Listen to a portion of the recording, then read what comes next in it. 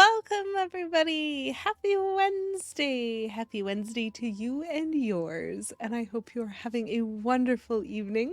First things first, especially because Buttons let me know she's going to be lurking for a lot of the stream. And so I just want to make sure she knows, and I will repeat if necessary, that Beta Buttons was the last viewer to redeem last week, and first things first, still managed to creep in there for that first this week. So she gets a big old double pat on the back for being last week and first week this week. That's not as satisfying.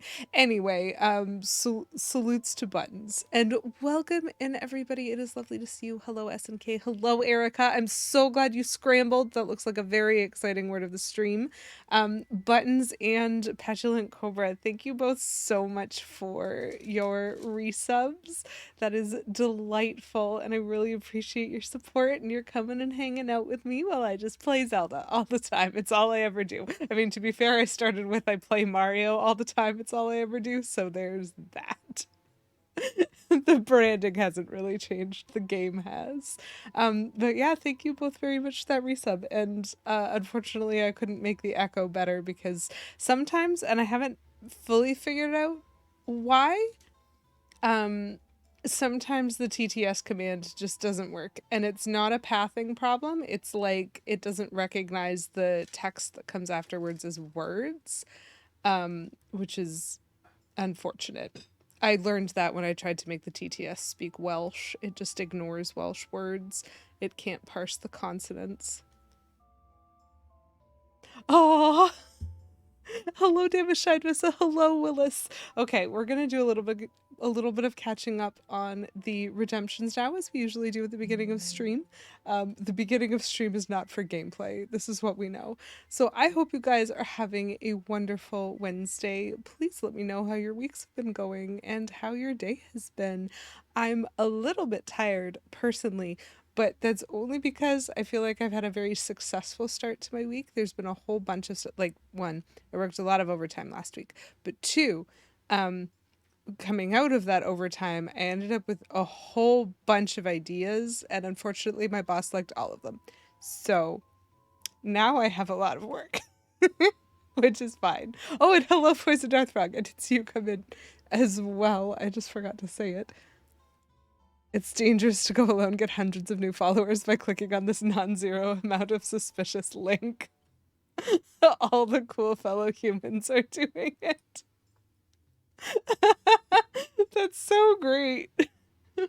What would have been funny is, like, you know, when the bots pop in and I have to, like, delete the messages and ban them or whatever, if someone actually caught that message and just kept posting it. That would be super funny to me. Okay, we've got rewards queues. So, Erica, you made it with the word of the stream. Let us go on that. Hello, Sudaruno. How are you? The way I say it, I don't pronounce the T very well because I'm from the Toronto region and we only pronounce one T per word. Sometimes 0 T's per word, depending. It's a shame to erase that bear, but there will be another opportunity, I'm sure. And so whenever I say your name, it's like pseudo rudo, like it's a T, but it just rhymes.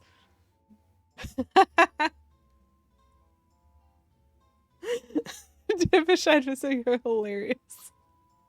And we've got ears coming up. Okay, we're doing this one at a time because Erica has the word of the stream, and so I gotta do that. Rudo, as I was saying, I'm a little bit tired because I worked some overtime last week, and as a result of the overtime, I came up with a whole bunch of ideas, and my boss liked every single one of those ideas.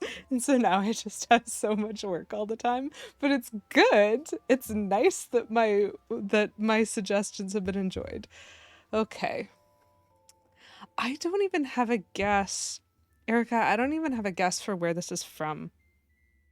Somewhere in Europe, probably. Oh, my game's gonna get super salty with me because I'm just gonna ignore it for minutes.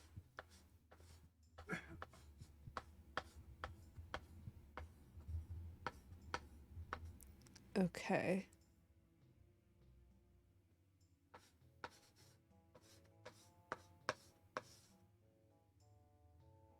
Okay. Whoop, whoop. That didn't quite fit, but I made it fit. It's fine. We're fine.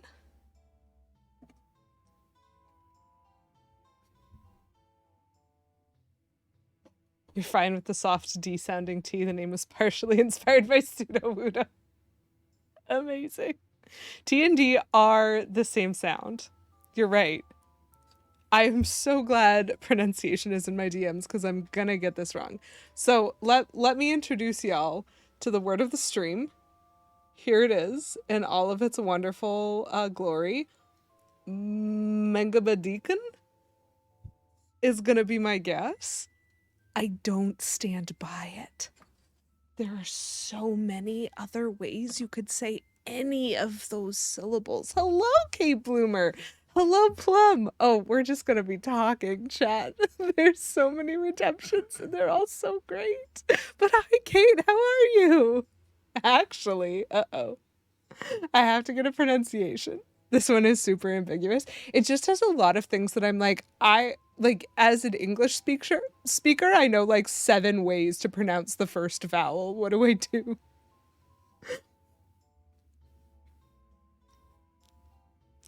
Okay. So, I have a DM that's going to help me with the pronunciation of this word of the stream, and that is important, chat. We're going to go here. We're going to figure this out. I had to take out my earplug in order to do it because I also want to hear this. This is fabulous. Hello, I like daisies. How are you doing?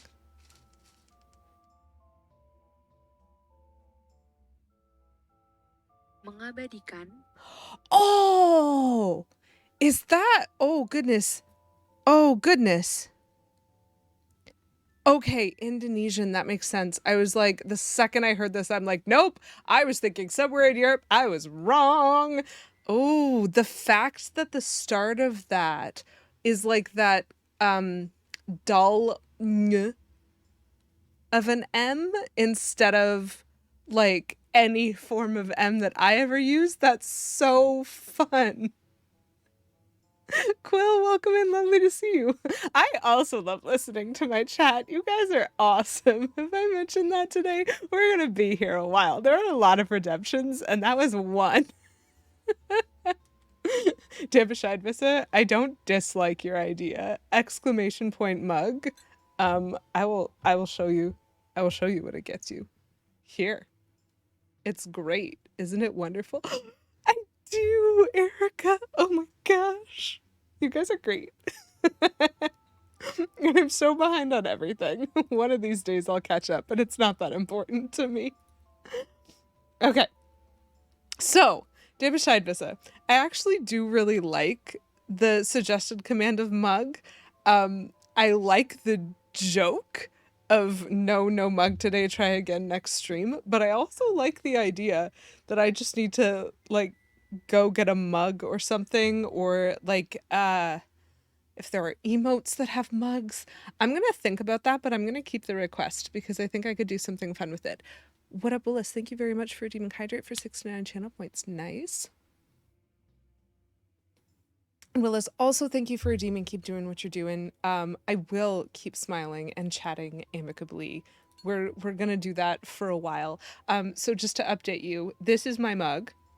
So Dabashide Vissa, kindly enjoy that element of this because I do have a mug today. But also Willis, my tea tonight. This may be of interest, notably. Oh, it just smells amazing. Kay Menzel and I did some tea shopping this week. And just to, get one of those, hey, if you spend $5 more, you'll get a 5% discount, one of those silly things that's never worth it. We picked up some seasonal teas that are typically for like holiday times, and those showed up and I wanted them. So I'm drinking gingerbread tea tonight. And I don't know if y'all remember my gingerbread tea comments from the first time I tried it on stream. It's so good. And it's basically got all the spices that you would normally associate with gingerbread, so it smells like baking, but it actually works really well as a tea flavor because those spices aren't like foreign to the concept of tea. There's a lot of overlap with like chai flavoring. And anyway, it's delicious and I'm really enjoying it. And so I appreciate that, Hydrate Willis. It is fabulous. Thank you. I'm always hyped for tea. Sudarudo, thank you very much for redeeming non-seasonal candy. We got ourselves some lifesavers, and so you're a lifesaver. Also, I couldn't find the Starburst jelly beans at Walmart, and they're like $45 on Amazon, and I'm not doing that. You want to bake your ginger cake again? That sounds delicious, Plum. Ginger is one of my favorite things, and I refuse to let it be only holiday. It's needed. Oh, delicious. Ooh, I'm sorry to hear you were in a lot of pain recently, Kate. I'm glad it's doing better. I'm just gonna... This is great.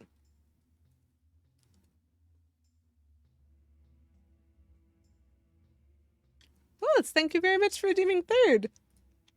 Mashine said thank you for redeeming something to write in Paper Mario 2.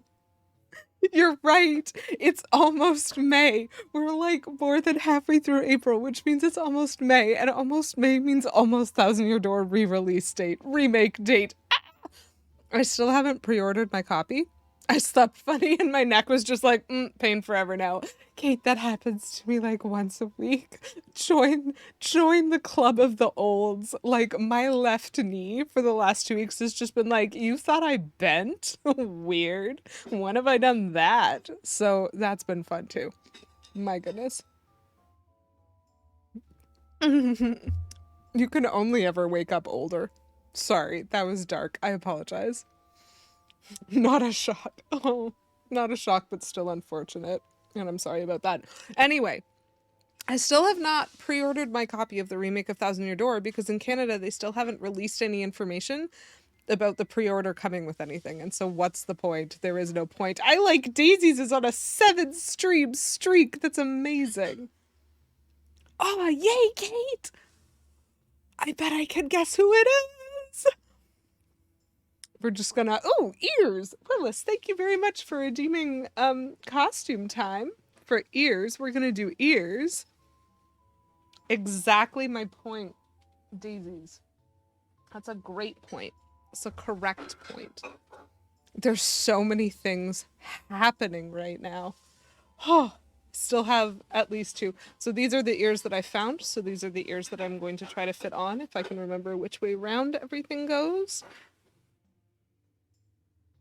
Ooh! Kate Bloomer. Is it the convention at the end of August or is it a different convention? I need to ask.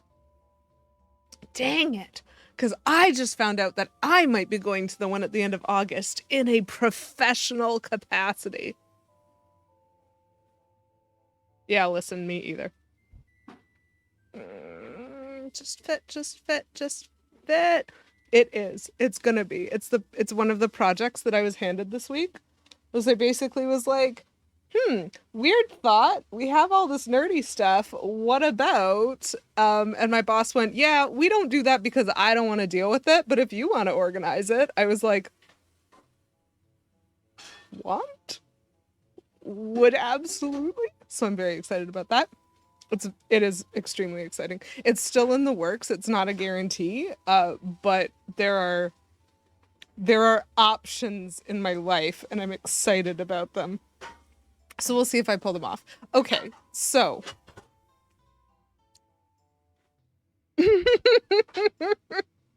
I'm gonna do these ones backwards, chat. I have 2 more redemptions in the queue. Poison Darthfrog, thank you for redeeming Ask Me Anything. How many teas do you have to drink before you can pronounce them? I have 1 tea, and so I pronounce 1 tea. Toronto. There you go. Lady QEW was like, sorry, you don't want to deal with the organization and the planning. You mean my wheelhouse? Bring it. So I'm excited. I'm excited about that. Spicy tea, it is. I told you it was very similar to chai. And the final thing, I really hope you're still here, Plum, because it would be a shame to miss this after all this time, because you found my new channel point redemption. Chat, we have another use for our meaningless calories that come from celery. Hi, I see your little lurk. So Plumberry Muffin, thank you very much for redeeming Lady Q's book reviews, which is my brand new channel point redemption. It does have a cooldown on it because I don't want to just spend... No, I do want to just spend the stream entirely doing book reviews, but I feel like I'll make less progress on Majora's Mask if I do. So, what you get when you redeem Lady Q's book reviews is you get something kind of similar to what happened last week, impromptu. I get really passionate about books. I get really passionate about games. I get really passionate about movies. I get really passionate about things that I enjoy. But I have been enjoying books since I was born, essentially. I learned how to read at 3 years old by sitting on my mother's lap. Lady Q's book reviews needs a jingle. That's not impossible, because with Twitch alerts, I can make it make a sound. Now I'm thinking about it. Anyway, I am a passionate person. I'm shocked to admit it. But I think there were some tells. So, I love books more than anything. And I realized in the last couple of weeks that sometimes I just need to talk to people about what I'm reading, about things that I've read, about interesting things that are out there. I appreciate that, Poison Darth Frog. What you are is my idea person at this point, because you did come up with a good idea there. Probably even a compassionate person. Willis, that's so sweet. Thank you. So, the plan for Lady Q's book reviews is hierarchical. Essentially, if I am reading a book right now, which is something that I'm invested in and passionate about, I'm going to tell you guys about it. Even if the passion is anger, I am going to tell you guys about it. Whatever book that I'm reading. But because it can be redeemed more than once a stream, I'm not usually reading multiple books at once, though I might have read multiple books throughout the last week, and so I might be able to accommodate it. But if we've already talked about the book that I'm reading, and if I've actually already discussed that with you guys, I might talk about a book on my shelves, a book that I know is a book that I'm passionate about, a book that might be requested by you guys if I happen to have read it. Like, these are all options. It's very fluid, as most of my channel point redemptions are. So, like, it's cool. We're gonna play it by ear. We're gonna figure it out. But I just wanted an opportunity to express the feelings that I have about books. And this is the way that I'm going to do it. That being said, I did make sure to make the channel point redemption something that started with spoilers ahead, because I do not intend to try to give these book reviews while avoiding every concept of a spoiler. So, what I would like to do is essentially announce the book that I'm going to review for you guys. And if it's a book that you've heard of that you're interested in reading, you should probably mute it if you don't want the spoilers. Mostly it's going to be opinion based. I'm probably not going to ruin the ending for you. However, for this first one, I will. So I'm going to give you guys plenty of warning, because the book that I want to review today, which is in fact the reason that I made this. What up, Alyssa? Thank you for redeeming Hydrate for 69 channel points. Nice. The book that I needed to tell you guys about is called The Book of Doors, and it's by Gareth Brown. So if you find yourself interested in that book, if you have heard of that book already, and you do not want the spoilers that are about to just fall out of my mouth, feel free to mute the stream. I would understand. I'm just going to deal with that pop-up button for a second so that I can focus. Because what we want...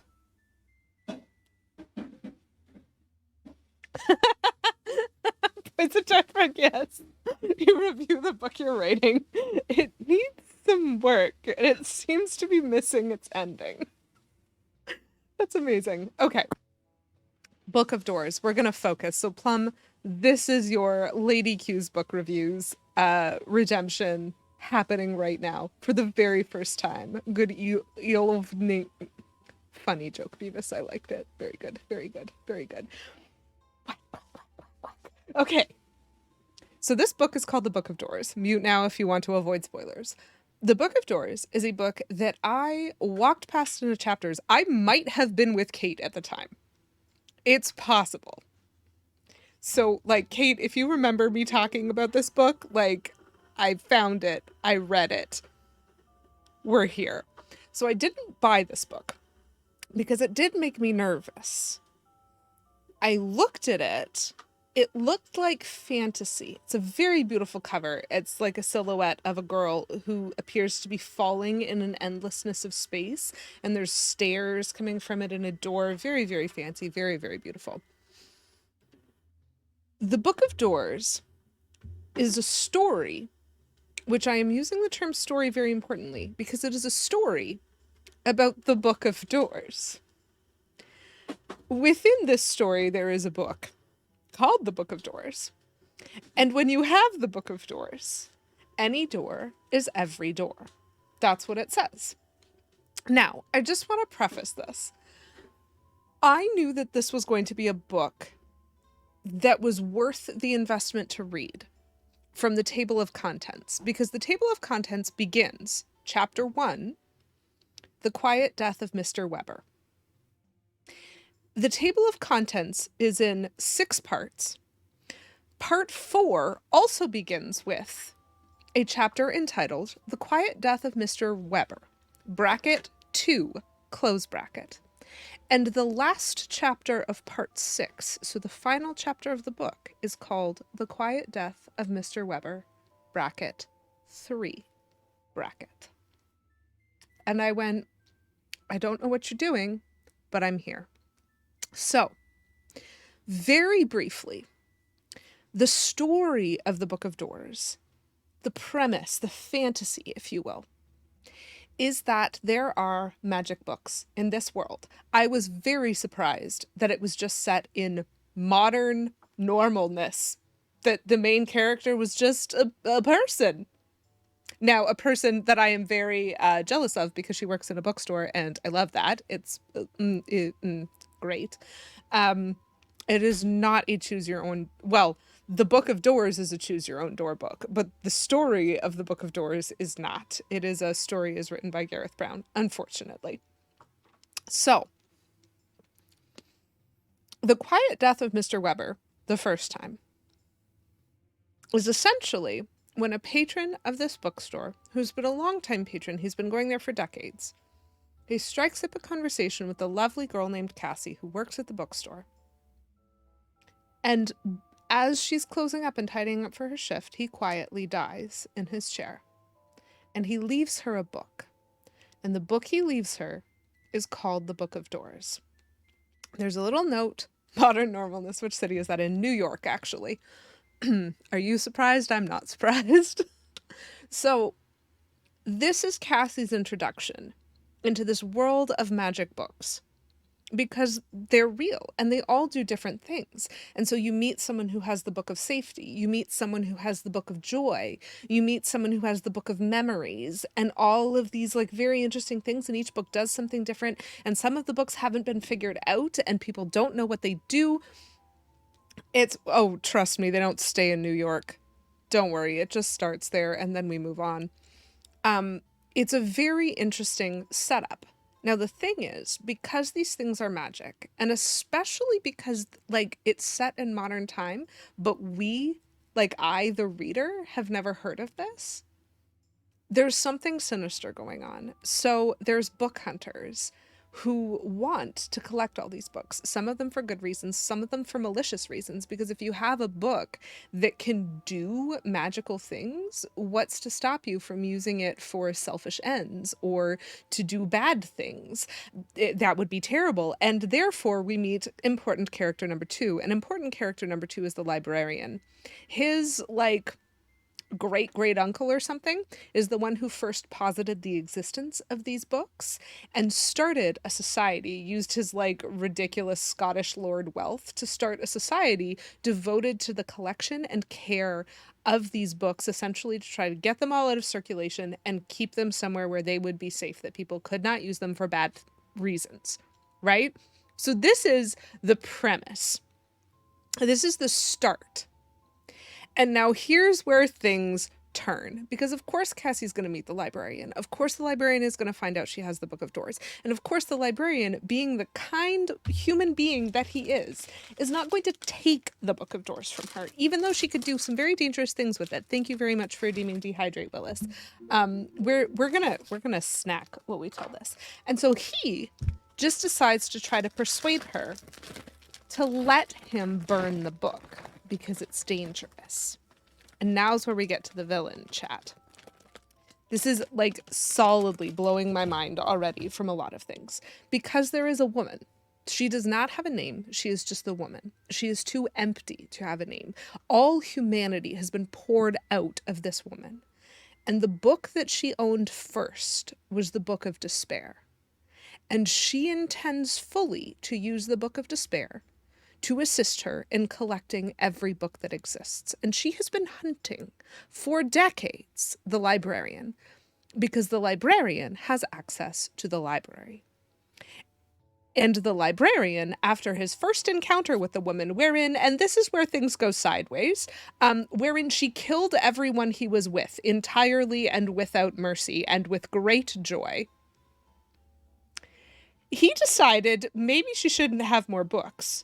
And so he hid the library so fully and permanently that no one could ever go back there unless they had the Book of Doors. Because any door can be every door, which means no matter how well he hid the library, someone with the Book of Doors could get there. That's what the Book of Doors does. And that's why he wants to destroy the Book of Doors. But Cassie does not think that's the right way to go about things. And so they're trying to persuade each other, each that the other one is right, and meanwhile get attacked by some pretty vicious book hunters. Lots of things happen. Like, I was here for the fantasy romp chat, and this is where this stops being a plot summary and turns into a review. It sounds like an amazing magical item to put in D&D.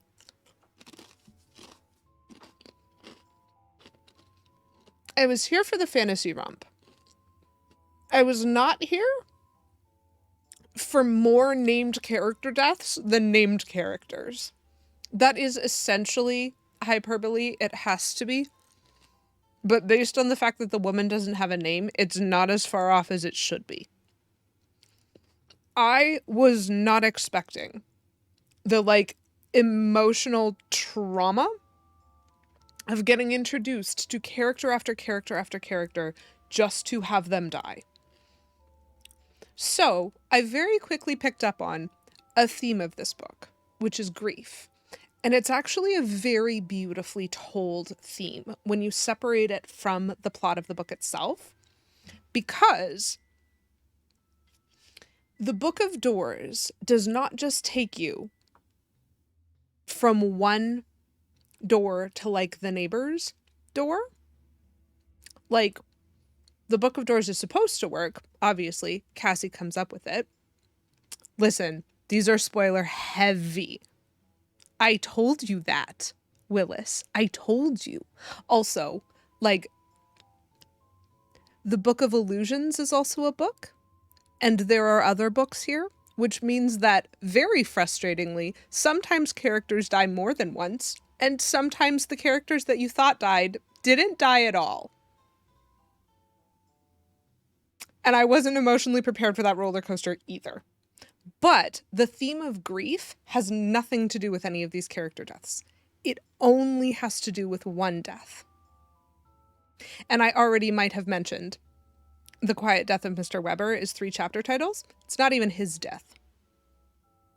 So, like, you foolishly thought you wouldn't be interested in the book? Fight me. If I can't get you invested enough to read this book, even while spoiling it entirely, then I don't know why I'm even bothering to tell you about it. So I'm not going to spoil any of the twists and turns, other than I will continue to spoil this because, again, it's a thing you have to learn in the book. So the way Cassie understands the Book of Doors initially is I can think of a different door. So like the door to the bookshop, for example, where I work. When I'm in my apartment, I think of that door, I open the door to my apartment, and it leads me into the bookshop. Physical space fantasy transfer. Done. And it's not until she speaks to the librarian goes, "Oh, you're barely scratching the surface, honey. If you are willing to let me try to persuade you to burn the book, I will tell you how to actually use it." And she's like, "Actually use it? Okay, try to persuade me." And he goes, "Cool. Any door is every door, Cassie.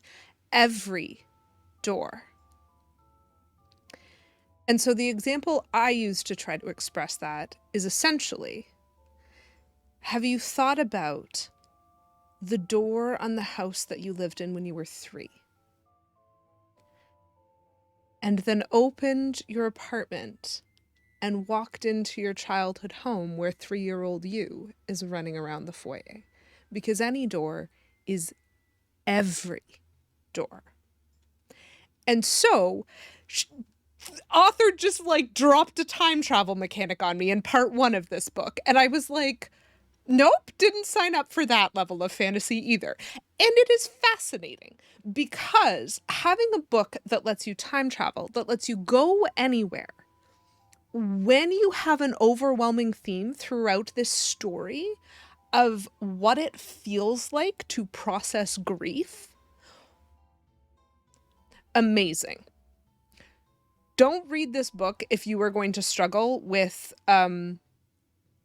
very described character death. That was difficult. It is not subtle about some of these descriptions. But again, we have a book with time travel. Who knows what actually happens? And I really thought, and this is the part of the review that is like my final consideration on this book, chat. This is the thing that made me need to talk to someone about it. I'm pretty good at recognizing when I don't want to be emotionally entangled in a book. And so, when I realized what sort of book I was dipping into, essentially when like I hit the 3rd character death and was like, nope, they're not going to stop. This is just going to keep happening. I steeled myself against it. I went, I know your themes. I understand what you are doing. You will not hurt me with this.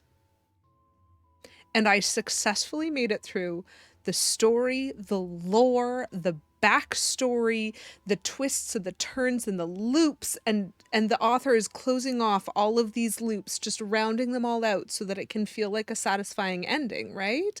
Not necessarily that they're closed off with happy endings, but just that it feels satisfying because everything that has been brought up has been like resolved. And I was like, great, we're at the loop closing, we're fine. 3 pages from the end of the book. I am not joking. 3 pages from the end of the book, I realized something that they had seeded on like page -12. Like you learn about things that happen before the story starts, and so you know the context for them.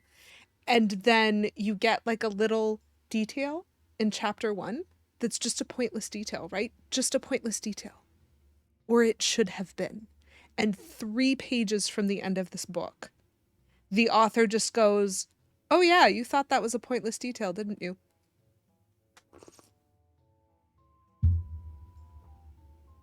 Now cry. And I did. I was dead for like 10 minutes. Was just like, oh no, because nothing was what I thought it was. And I can't keep books like that. You know what I mean? I'm like, that's too well done. Like, I knew you wanted me.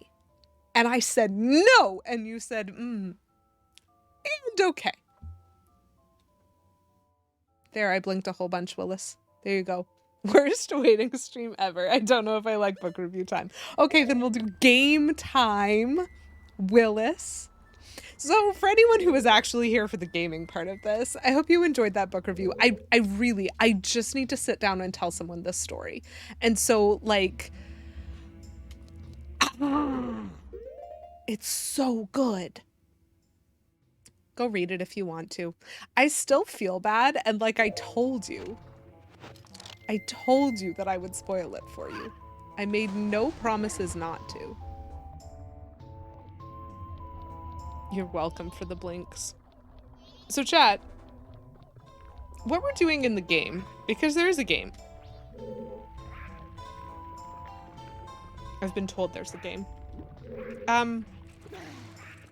Is we are trying to finish the Stone Tower Temple. My own fault. Yes. Yes. Plum, that does actually sound like a well defined description. Just like no, but yes. It was very well done. And so I commend the author for being able to pull it off, especially with someone like me who like doesn't like a lot of the things that they threw in terms of the details. Hello, the oncoming storm. 5 hype indeed. 5 stream streak, that's so cool. You just missed a book review, but if you want your heart shattered in half, you should read the Book of Doors. I think this is what I'm gonna do. So I have 14 out of 15 fairies right now, chat. I know how to get to what I believe is the end of the temple. But there's 2 chests right here that I haven't figured out. And one of them is, I believe, on the way to the end of the temple. So I'm not worried about the one in the room that I left. But I am worried about the one in the long, skinny hallway room. So I want to go take a look at that room again and see if I can figure out what's going on. We're just gonna ignore... Oops. Wrong one. That's not how we ignore enemies. We ignore enemies like this. Because they don't know what to make of us when we wear a stone mask. Oh, this one. Well, I do need to get around to the other door. I knew I wasn't gonna like this. The stone temple, what has been confusing about it for me has been the navigation. Knowing where I'm supposed to go.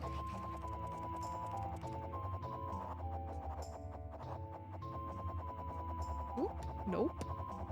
That was a super, super bad angle for me. Hello, Bombchu. Oh, that kind of close, but we did it. We're fine. Everything's fine. Platypus, thank you for doing the stretch. So not every book review is going to take that long. The Book of Doors specifically was going to take that long because I actually... Thank you for surrounding me with love there, Bombchu. Because I specifically knew that it was a crazy, crazy book that I just needed to talk about. Oh, it's this weird one. Interesting.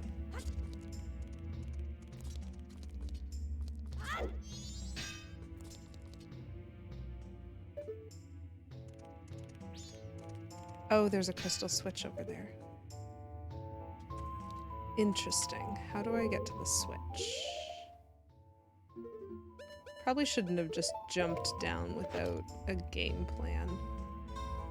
But I thought I remembered being able to get back up. I am too far away. Am I just stuck here forever, chat?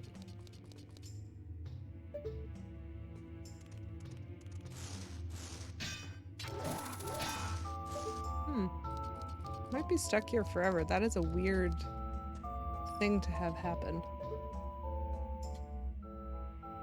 Well, I hope you enjoy your supper. Because that can't be. This can't be. Interesting. So I would have to play the song to, like, reset me. That's rude.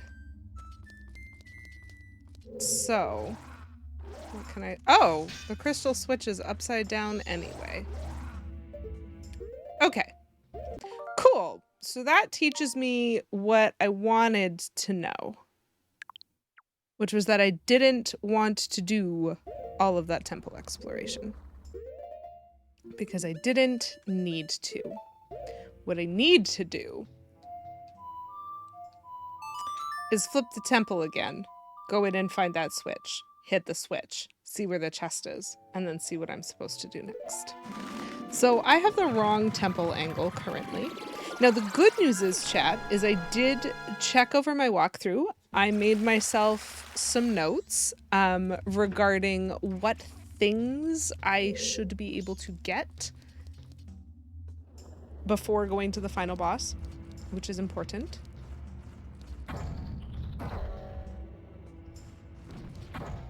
Okay, just let me be. Just let me be.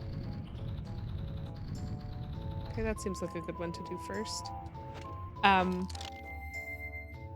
And the only thing that I have to accomplish in this cycle after beating this temple is turning in the fairies. So if I can get all of the fairies, I don't need a whole lot of time after I'm done the boss fight. So that's a good thing. Usually I try to look up categories of things because it would be very upsetting if I missed something, I guess, obvious. This one next. Why not?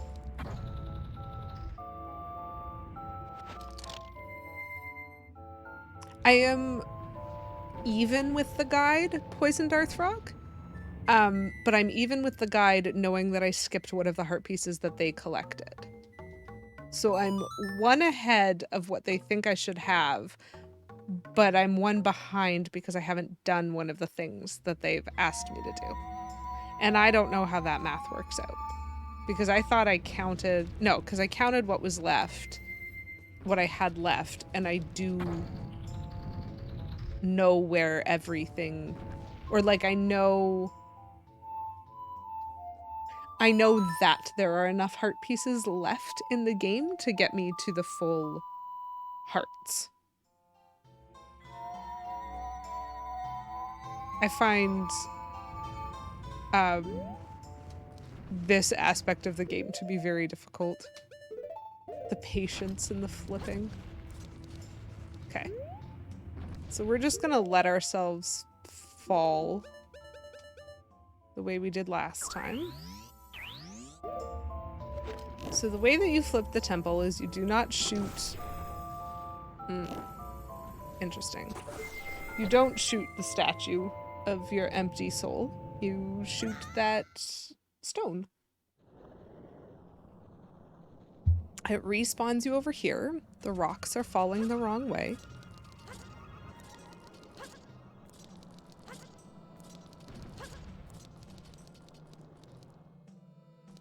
Okay. And so now in the upside downness, I haven't been in that hallway in the upside down because that's the way to the boss. I think I left early to flip the temple and get the fairies if I was going for efficiency, apparently. That's interesting. So based on the fact that that crystal switch was upside down and that that was one of the rooms that I hadn't been in with the temple flipped in this orientation, and based on the fact that that bridge room I can access from the central bridge that I'm about to go to right now to get the other chest, I think that that's the order I'm supposed to do that in. So I'm actually just going to try. Don't shoot the statue of your empty soul. It is this guy, right? Before I do this. Maybe it is a goth poetry book.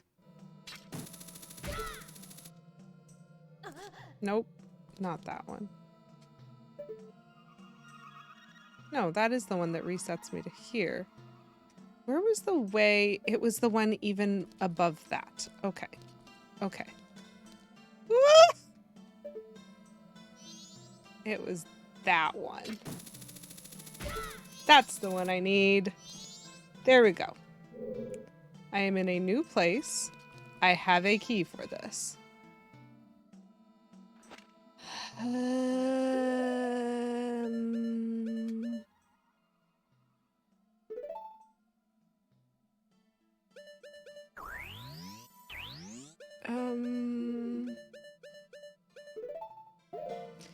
So if I have this correct, the room that is through here is the one that I like flew around, and there's like a bridge in the middle here with a construct that shoots lasers out of its eye.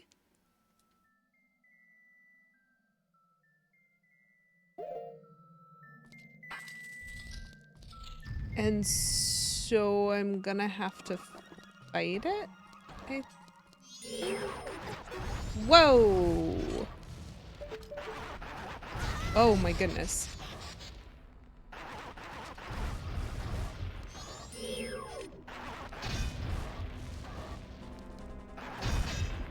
How do I...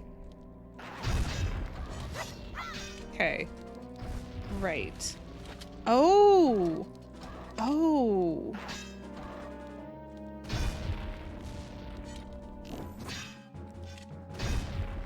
I am not at a good angle for this. Okay, that's good. I'm glad you're resetting, because I am remembering how to do this now.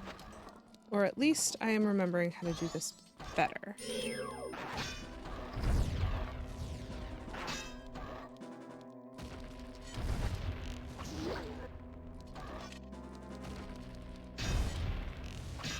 Not fast enough. 2. Oop! Got me. That's fair.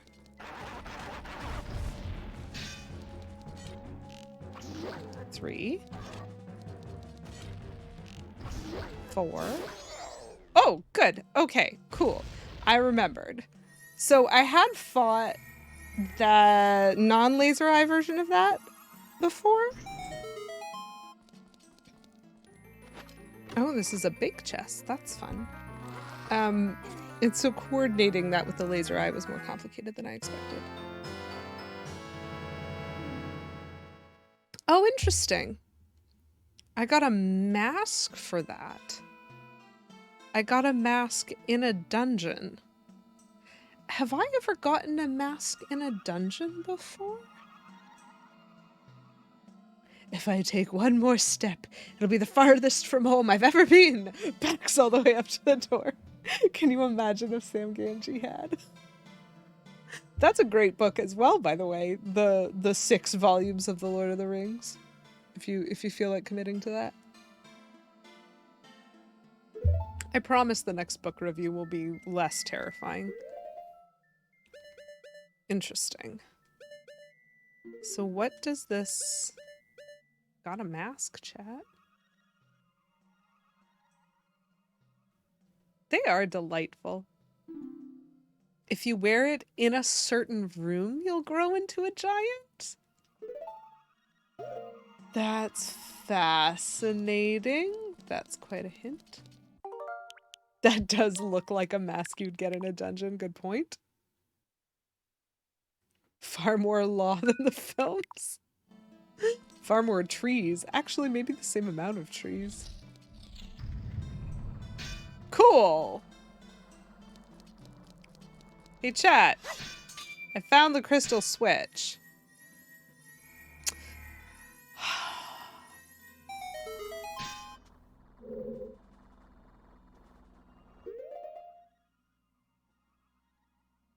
I found the crystal switch.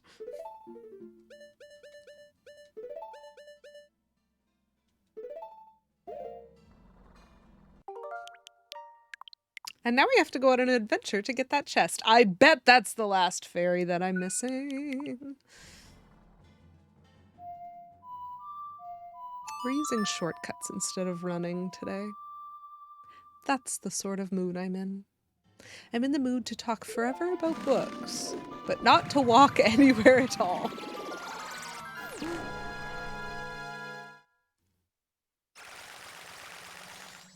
I do give credit to the Lord of the Rings movies. I'm someone who can struggle with visualization. And I especially struggle with like places and names and things like that. Can I see it? Okay, we'll go one more. And the movies really helped me sort that through better. Oops. In my brain, so it made it easier for me to follow the flow of the books when I read them again.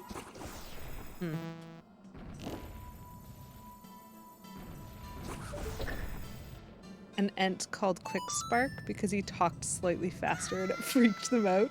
I do think that there was an ent. I don't remember if that was his name, but I do think that there was an ent. Cool, that is the one that I want first.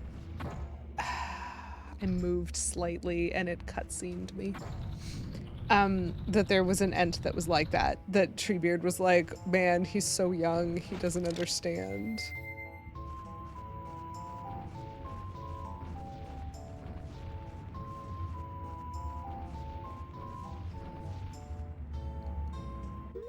Tom Bombadil was delightful. I really liked that whole section. It felt almost like a separate little story. It would have been nice to have him in the movie, I think. For a number of reasons.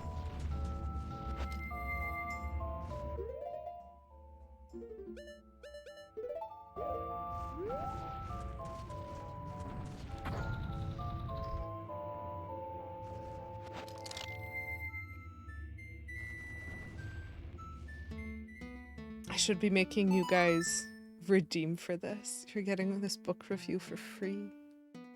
It's because I just like talking about books. He's in the Lego game. That is true.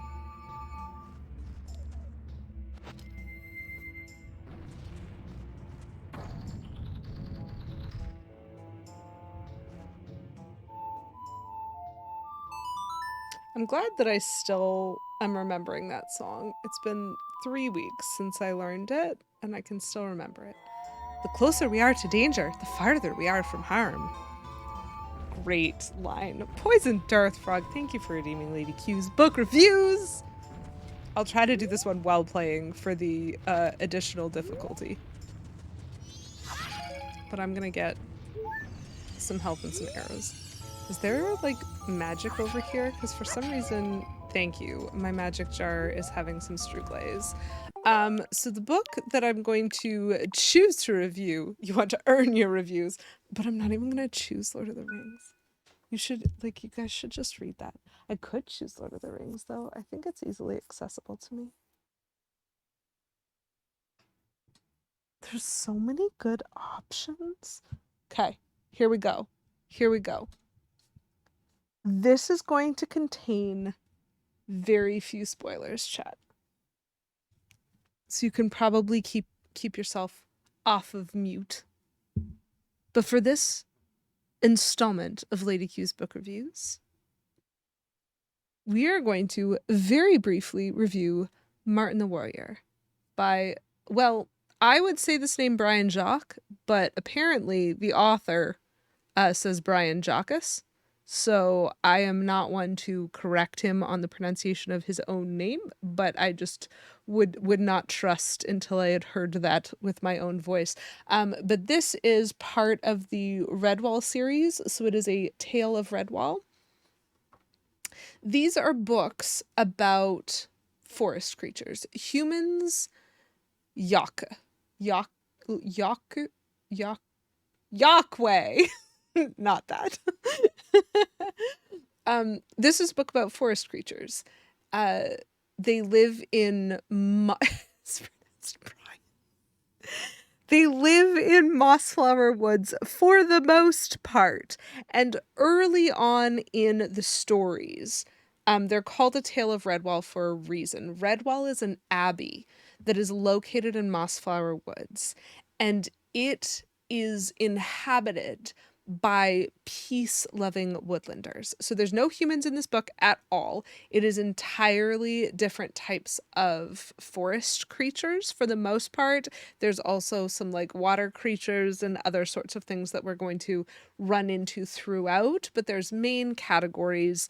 And the main categories tend to be things like mice and moles and squirrels. These are primary. We also get hares and badgers and other sorts of things. I'm not going to try to list every single one of them because it doesn't really matter. But the principal, I would suggest the main characters tend to lean heavy towards mice. Mice are like the instigating group. And Martin the Warrior is a mouse. And the reason this matters and the reason I'm holding this book is that all of these stories are told in a storyteller's voice, in a sense. No, humans are my favorite too, Poisoned Earth Frog. There are frogs in some of the books too, which is fun. So Redwall has already been built as an abbey, but some of the stories from the Tales of Redwall have not happened before Redwall was an abbey. And they are all told in the context of some old ancient storyteller within the walls of Redwall settling down to tell this story to the youngins. So there's often like an introductory chapter that will give you context for that, and then like a little denouement at the end that will remind you that we were storytelling this whole thing. And then the whole bit in the middle is the story itself. And Martin the Warrior is the story of Martin the Warrior, who eventually becomes like the founder of Redwall. And this is sort of the story of why he becomes the founder of Redwall, an abbey that is it is the lover of peace of this forest. And so that's sort of the gist of the whole series. And what I would specifically say, there are some books that I would suggest are better than others in this, but what I would specifically say is, especially if you like books like Lord of the Rings, wherein there's lots of lore, but there's also lots of, this isn't needed for the plot, this is for the storytelling. And so things like Tom Bombadil's whole side quest, things like how much Tolkien talks about trees, like we tease, but this is the process by which the story is communicated, and that actually means something in the context of the books. Redwall is very like that if you like food, because as often as they can, these little woodland creatures plan and execute feasts. They love feasts. And this author loves describing the types of food these woodland creatures might make for feasts. And so, like the moles, one of their favorite dishes is turnip and tater and beetroot pie. which is one word with a lot of apostrophes, because it's not turnip and tater and beetroot. It's turnip and tater and beetroot. There's no A or D in any of those ands. It's just an N and it just flows. And they don't even say potato, they say tater. And everybody has a natural accent and it's so cute and wholesome. And the good guys always win because that's the type of story that we're here for. And so it's actually very like Lord of the Rings, but for people who like need to breathe every once in a while. You know, I grew up on these books. Now, Martin the Warrior is not my favorite book, but if you want to learn about my favorite book from this series, you might have to redeem again. Martin the Warrior is what I would consider, even though it is not technically the first book, it's what I would consider the first story that is telling you about the core story of Redwall. And the books that are prior to it in terms of the lore are books that are telling you stories about other areas in this world. It's a very, very lovely series. Lore tidbits that weren't necessarily tied to the story but part of the world. It does. It does. And I think listening to moles talk about gardening and harvesting, it's just like it makes the peace feel so peaceful when you're in that space. Anyway, it's really delightful. And I do recommend it. I am supposed to go back in now, right? Yeah, now there's a chest when there wasn't one before. And I just have to get to it. Read the Legend of Zelda manga. Honestly, I have read some of it. But you'd be hard-pressed to convince me to read it again or read it more. I want this one. I probably want some other things as well. Okay, so the point is I need to loop all the way around again, essentially, because I can't go through that door still. Well, that's fine. We did it before. We could do it again. Today's book review as we play Legend of Zelda insert title is the Legend of Zelda manga for this game. That, you know what? That's somewhat interesting, especially from the perspective of like the manga is not controlled by your success in the game. It's the story the way they like thought they ought to tell it. There is manga.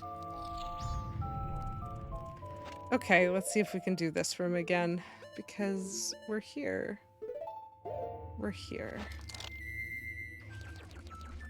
I don't know how to get to the chest once I'm there, though. That's awkward. I just don't want to risk dying here.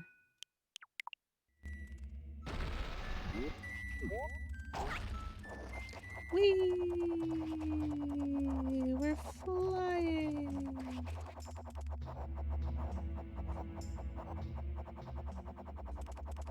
Okay, that was a much better turn. Oh! Except for that part. It was a better turn, but somehow it wasn't as effective. Did I not wait long enough? Tricky, tricky.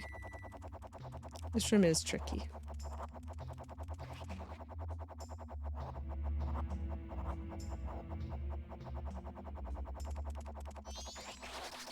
Yeah. Oh. Yeah, that wasn't gonna turn out well for me. So the first time I did it with a weird, like, backwards direction, and the second time I did it with pure luck of catching the wind tunnel. Nope. We're gonna live here. Try to readjust our camera a little bit. Darn. Oh, I dodged him. Yes, yes, yes, yes. Yes. And we're gonna run. And this mini boss is still defeated, so we can still go this way. And everything's fine. And I think... Wait.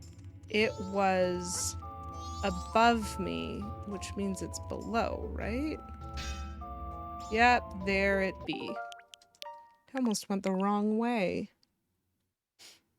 Okay, this feels a lot more efficient than anything else that I had been attempting, so... Excuse you, I pressed the roll button with bad timing still. I can roll this, right? Apparently I can't. That's fine.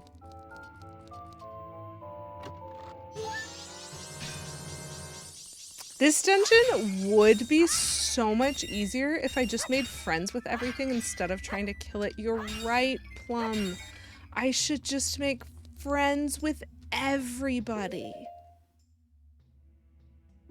That's a great idea. Okay, let's restart. We'll have to do it with friend making. You've shown me the way, Plum.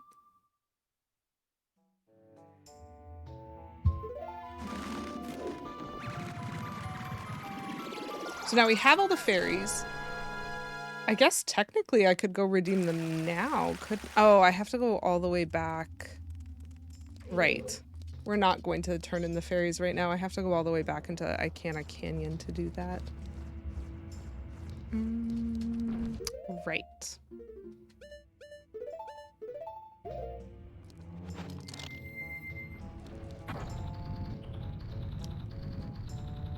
I hope you like watching this exact cutscene. Because I have to do it twice. I think I know what part of the game my walkthrough was talking about when it said, so prepare yourself for that emotional annoyance. Because I think it might have been referring to this. Going out and in and out and in and out and in of the temple. Because we need to in order to get all the fairies. It's fine.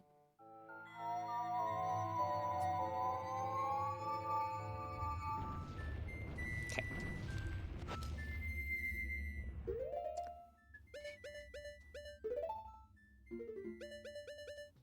Nope.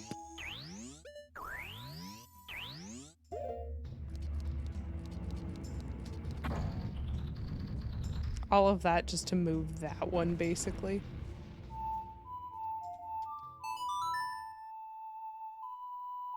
I wonder if just that one... Maybe I've been wasting my time doing this whole cutscene when I don't need to. I don't know if it would respawn me on the other side with all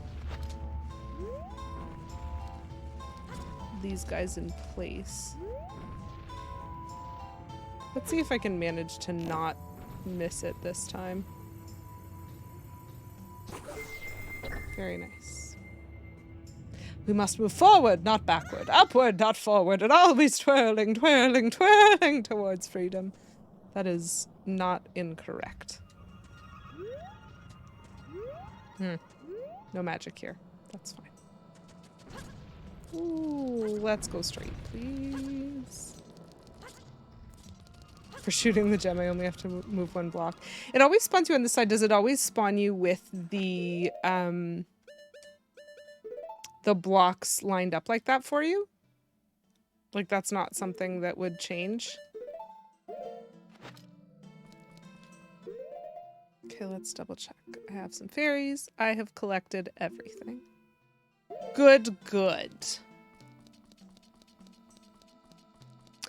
Man. Well, you know what? I hope you guys just enjoy listening to the beautiful music that I play whenever I do the Elegy of Emptiness. Wait, that means I have to fight this ridiculous thing again. No, no, no, no, because he gave me a mask. I shouldn't have to fight him again, right? Because I already fought him? He's a mini-boss, not an enemy? He is a mini-boss, not an enemy. Love that. Okay, okay. So let's think about things. Chat.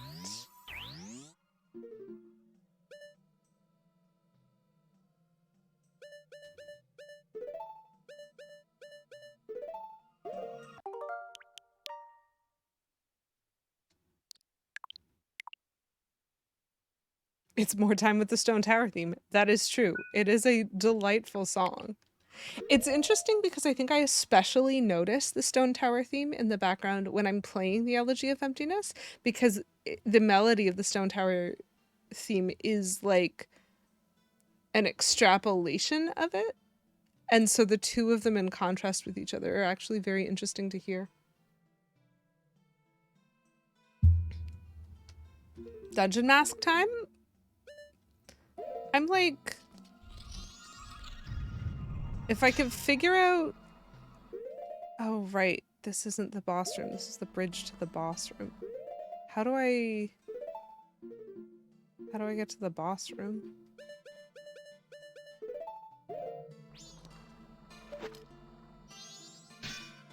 Oh, very nice. That's extremely convenient. Oh. Uh-oh. Hold on. How do I dodge that? I can't jump on purpose.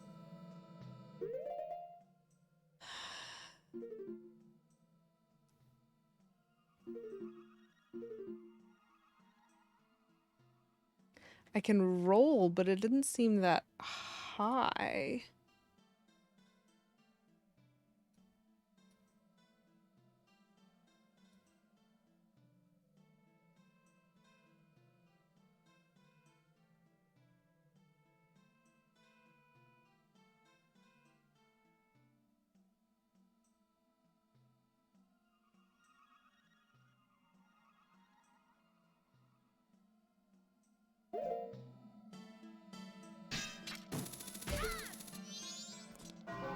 Ah.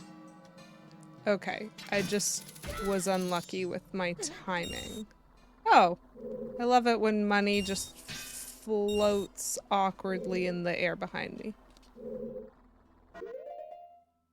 I hear the clock striking and it makes me very nervous.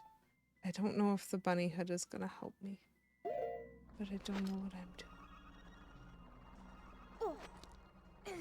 No? Oh. Interesting.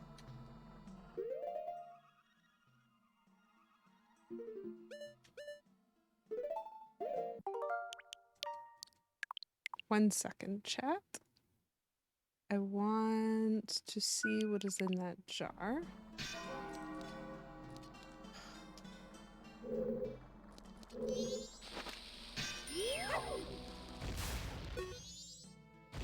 Very nice.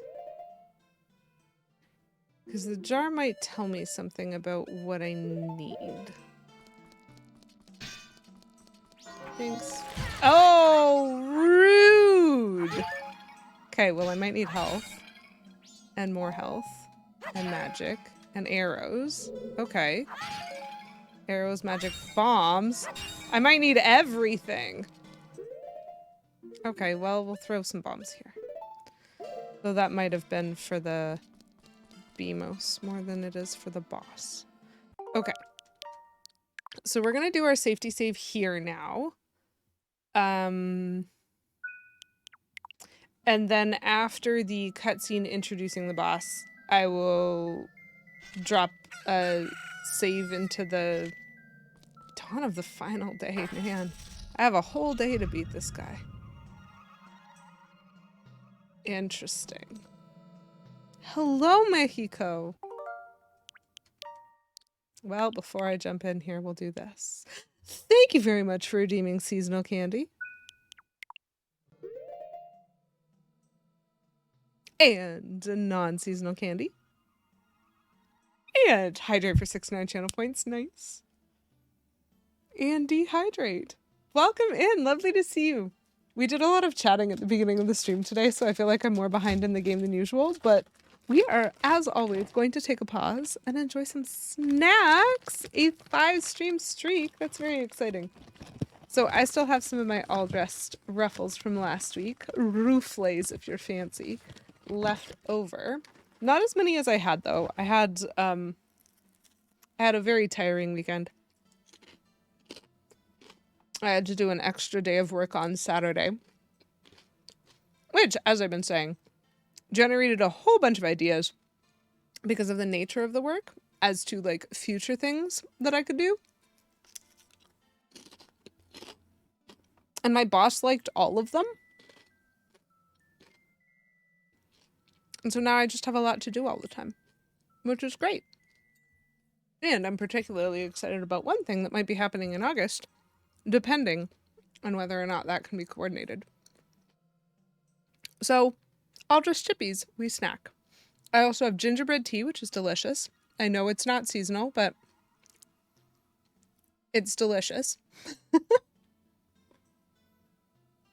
So we'll enjoy that. And then it is April. And so as I have mentioned a couple of times, because I find it funny to do so, the holiday that I chose for April is April Fool's Day, which means our seasonal candy is Easter eggs. Why would you think I changed that? Psh, psh. So I'm just using it as an excuse to eat my Easter candy, and that's fine. You're revisiting your character from the Tower of Levels game. That character was so good. That tower is so fun. I feel really bad for never finishing it with you guys. You were like so close to the boss fight and then I got a job.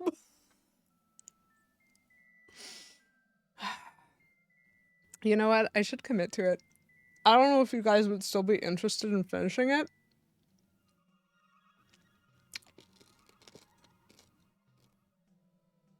But I should pick a weekend and just be like, whatever you want, we'll do it. But then my non-seasonal candy is Lifesavers because you're a lifesaver, Mexico. Thank you very much for those delicious, delicious redemptions.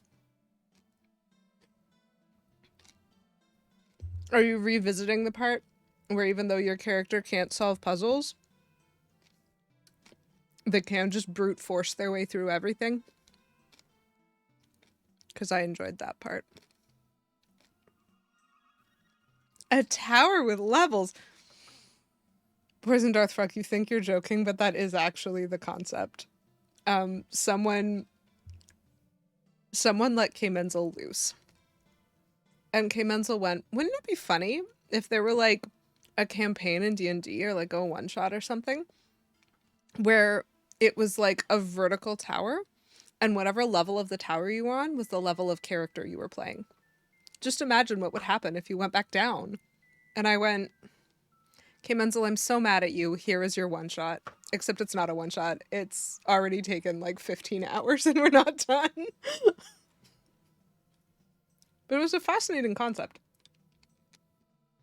And I found a way to make it work mechanically. I just needed to recruit players who were willing to design a character at every level simultaneously and do all the work of rolling for it and picking like abilities and stuff all the way up without playing that character ever. So thanks for that, Beavis. Let's just yeet ourselves into whatever this is. It's something. Well, this is certainly a special... Oh, chat! There's two! They big...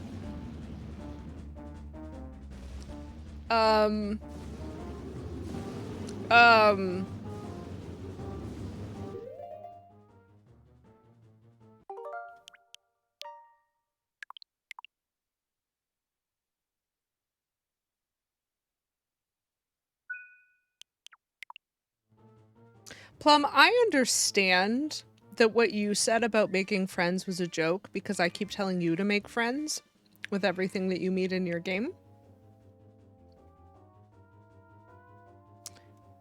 It's very hard to be friends when those worms are so much bigger than me. Do you think they'd like me better if I were a giant? My guess is you turn giant and tie them in a knot. It's working! Oh, we big! Okay, how do we hurt them? Ooh! So their faces and their tails can take damage, it seems to me.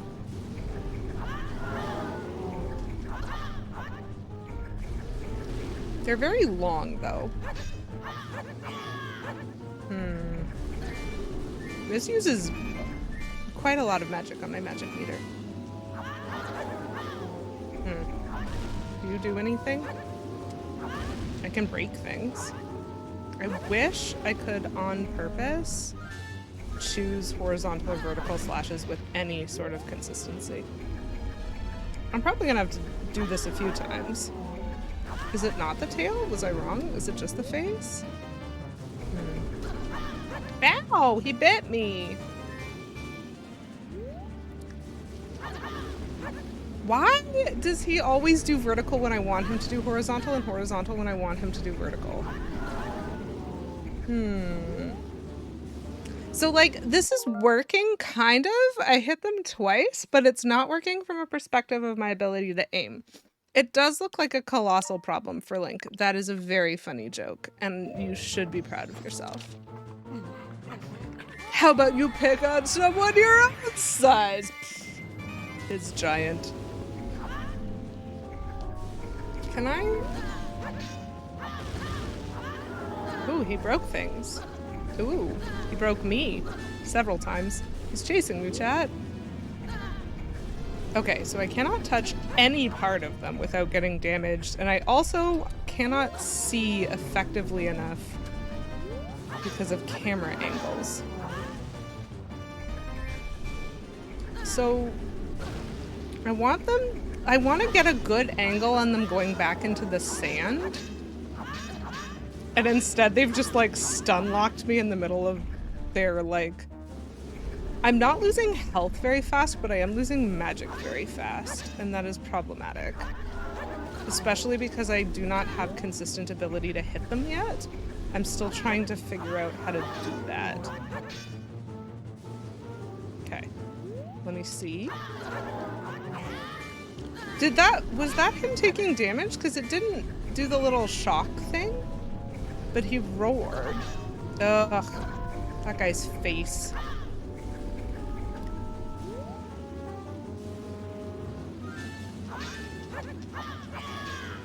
Nope. If there is magic replenishing... Oh, there is! Hold on. Where was that? Yes, hello. May I have that, please? Thank you.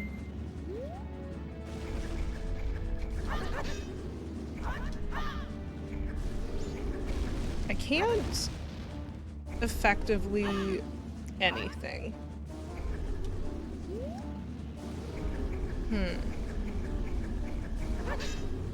So he clink. He slash.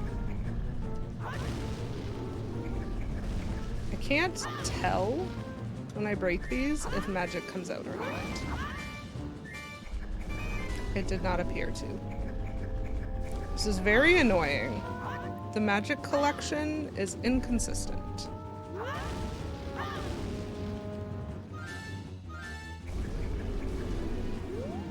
Okay, so this strategy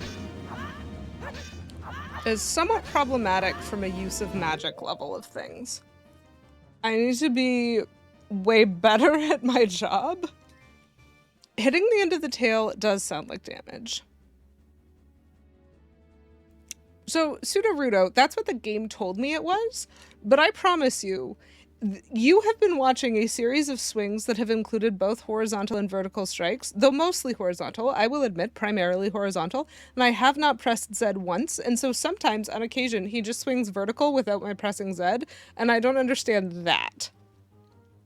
So, I think so because I pressed the Z target and it didn't do anything. I'm not creating a suspend point, I'm gonna load this. We're gonna try this a few times, probably. I don't like that I don't get magic from every single one of those statues. Okay. Where are you landing? You're landing somewhere, right? There's 2 of them, chat. Oh, rude! I was trying to work out my spacing. And so were you, apparently. Ugh! These dudes are super rude. Oh, that dropped magic. That dropped magic. Oh, and then it disappeared. Dang. So you can hit the tails even when they're in the air. Fascinating.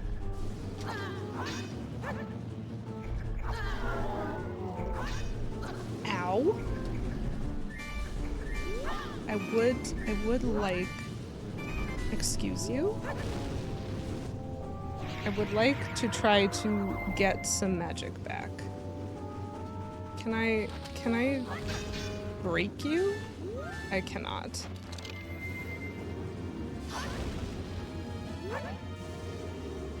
Where can I on... Why are you doing that? So I pressed Z that time and he's doing horizontal slashing. I also can't pick up... It is going to disappear because of you! Oh, I would have been mad! I think I hit him by accident in an effective place. Oh, rude.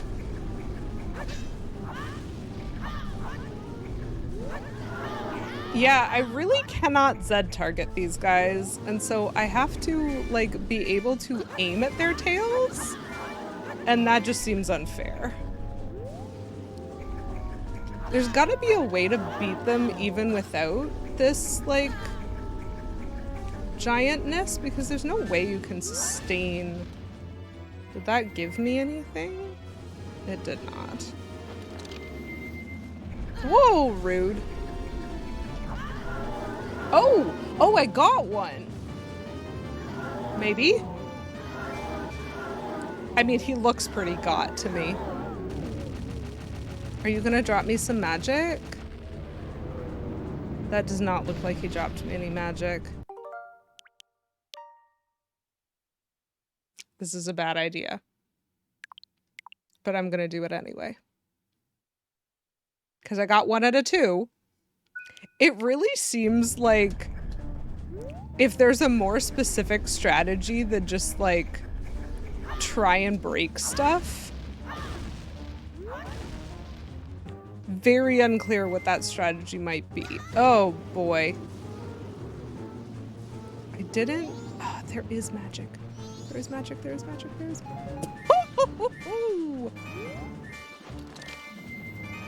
Okay. He's very far away. But getting closer all the time.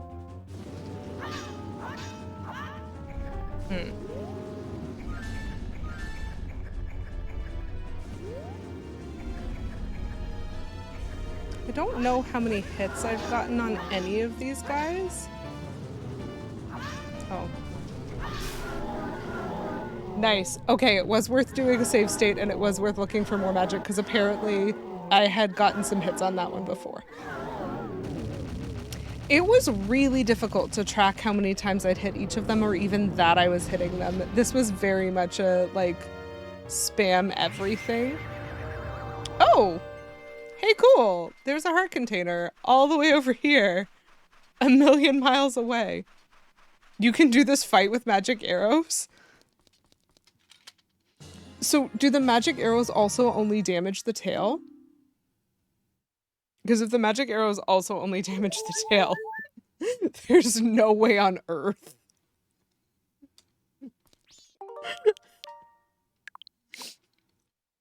Can you imagine me with my aim trying to get those guys with magic arrows? Look at the remains! They're all bug-eyed. How cute. Cutscene time, chat.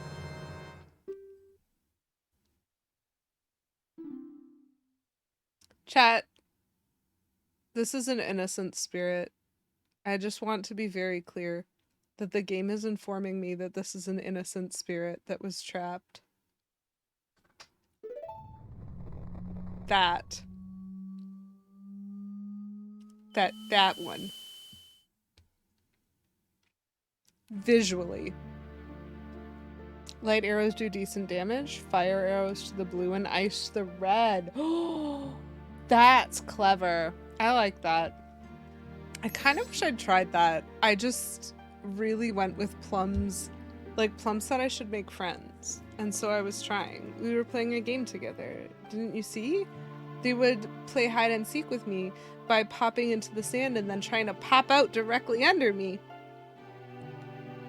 And so I would poke at them. The 3 eyes.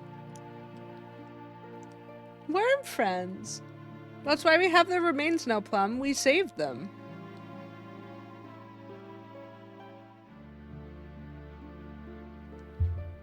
Melanie Griffin would be proud. Yeah. The Giant's Mask was intended, just also technically optional. I was expecting to have to use light arrows, but I guess they gave me the light arrows to navigate the temple, and then they gave me the Giant's Mask. It was only because, so the thing is, I don't know how long it might have taken me to think of the Giant's Mask, except for the fact that the info says it can be used in one room, and that's clearly a unique room. Like, they took me out of the game, out of the temple. I fell into the sky, as far as I'm concerned, because the sky was down for that entire thing. So, like, that just seemed the best place to try it, and once I figured out that that was where it was supposed to be used, like, why not? I don't think I did find the light arrows Easter egg.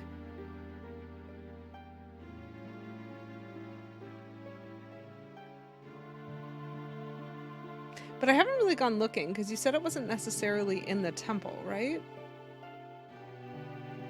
One room limits are lame. Well, we helped all of you. That's all we can do. Is it, Tattle? I'm pretty sure we could do more. Call us. That's what they're saying. All right. Without being told, we understand. So now you'll help us out in exchange. We'll call you from atop the clock tower, so do something about him, all right? What? Their voices sound sad. You don't want to.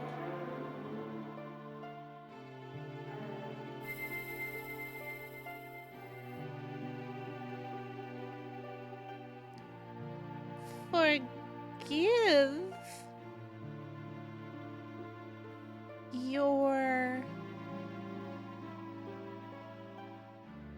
friend. Forgive our friend? What do you mean by forgive? Huh? What friend? Oh my goodness, I'm so glad that the, like, safety of Termina is not dependent on Tattle understanding things. I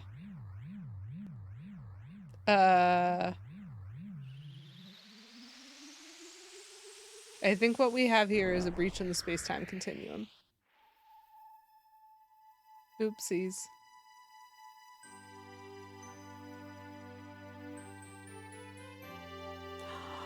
That was pretty! Good music! Good musical cue. You done did good. Friend? What's a friend? I am not surprised that Tattle doesn't know.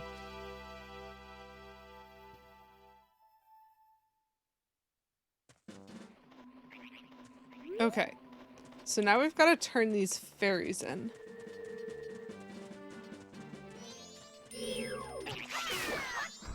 Excuse you. I am very busy. Where do we turn the fairies in again? Does this one have a door? This one does not have a door. So that one was the weird... Fairy fountain, fairy fountain, fairy fountain. I thought that the fairy fountain was somewhere... Was it? It wasn't that one, was it? Because it's not this one. Phooey! Where's the fairy fountain? I don't remember. It's been too long.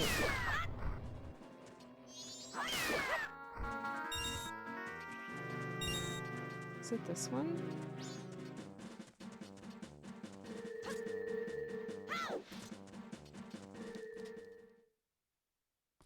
Aha! I was right that it was one of the houses. It just took me a really long time. Captain, we found a temporal distortion of the space-time continuum. Is that what a friend is? Should we talk to it? Launch a probe.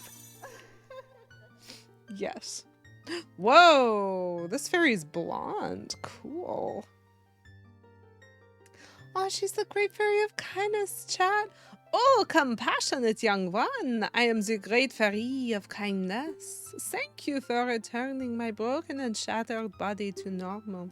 As thanks, I grant you the fairy's sword. I do like swords. That is a very colorful sword. It is the most powerful of all blades. Come see me whenever you are overcome by weariness. Nice, nice. They still have not given me my magic back. Chat. Chat! We have all of the regular items. Oh. Whoa. Oh, that's interesting. The horizontal slash is lower than I'm expecting it to be, I think, and not entirely straight, and the vertical slash is on a diagonal. So that is worth being aware of, I think.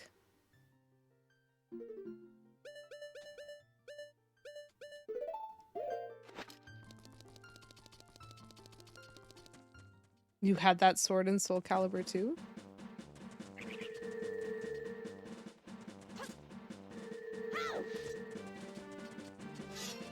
Okay, let me see if it's even possible to kill one of these guys with him. Well, definitely possible. Could I do it without Z targeting? Probably not, but that's fine. Interesting. Cool sword number 1. Cool sword number 2. Wow, it is larger than me. Quill, thanks for hanging out for as long as you did. I really appreciate it, and I hope you enjoy dinner. I did one-shot the bird, as I usually do. Amazing. Okay. So, I can confirm on my little notepad. The Great Fairy Sword was from the original NES. Did it originate in Majora's Mask? I actually don't know. If anyone does know that, that would be interesting to learn. So chat. I could do the Swamp Shooting Gallery. I could try to earn some money. I could reset and start the longest quest ever. According to my walkthrough, could anyone confirm if this is true? I have to do the... I don't know how to say either of their names. Anju and Cafe quest. I have to do it twice if I want to collect every mask in the game. I'm just really hoping I'm not wrong about that, because that's a mess. So I'm probably going to follow a walkthrough for that quest, because that feels like it would be too frustrating to do wrong. But after that quest, the masks that I earn on that quest can get me 3 more pieces of heart.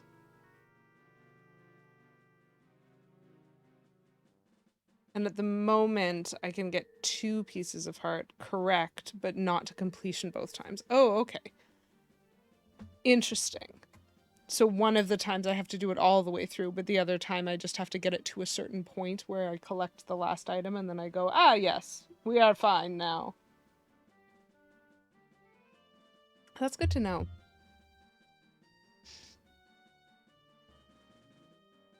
I'm just trying to decide how to spend the last, like, 10 minutes of stream.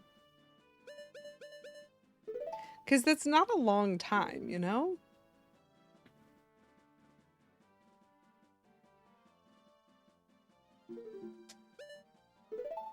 I would love...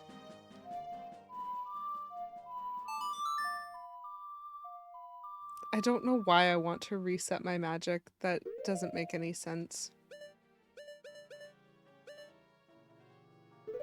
It might actually be 3 times. There's one particular thing that needs to be done twice, but I'm not sure if it can be done on the actual completion cycle. Interesting. Okay. So I will... Poison Dice Rock, thanks for the suggestion, but nah, I'm good. I will definitely intend, so my plan will be that next week I will try to do the Anduin Cafe quest. And I will do that with a walkthrough because I care about my own happiness, essentially.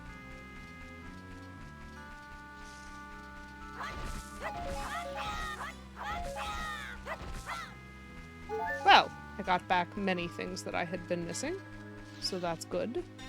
I think this is the way I need to go. Yeah, this seems right.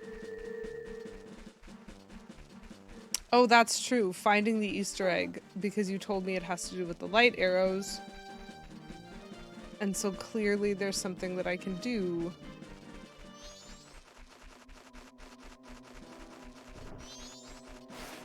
Oh gosh. These things are intent.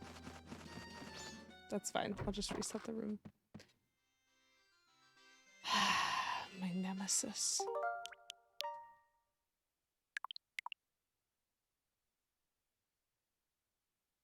I don't want to be here, chat.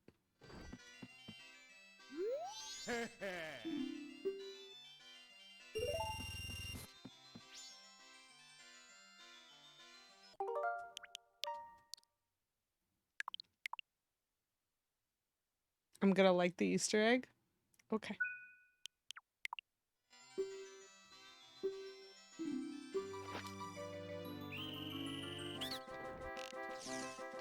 Ooh.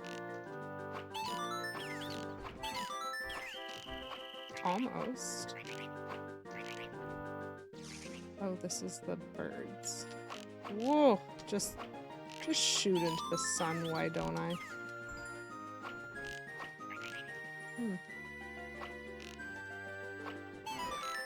Oh, I got that one.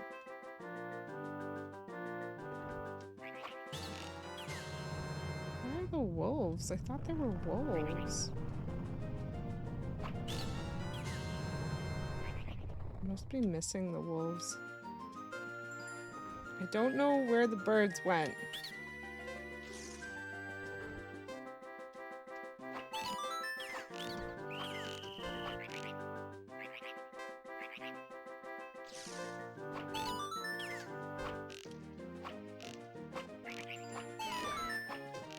I'm really, really struggling with the birds right now. I have not seen a single wolf. There he is.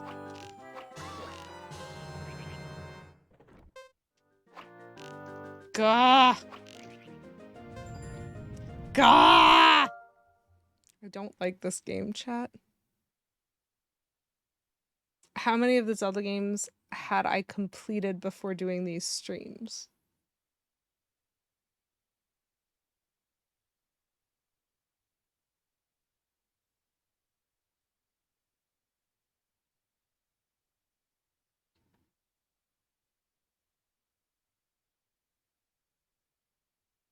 I think 6 is the answer.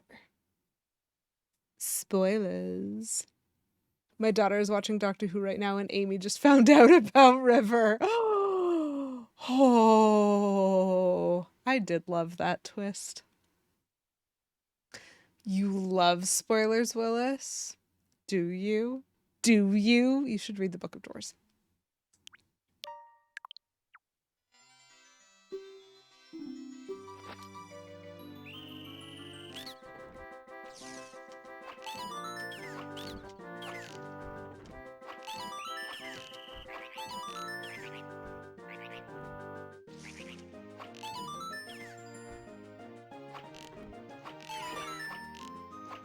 So the birds are interesting because if I can hit one, usually I can hit all of them.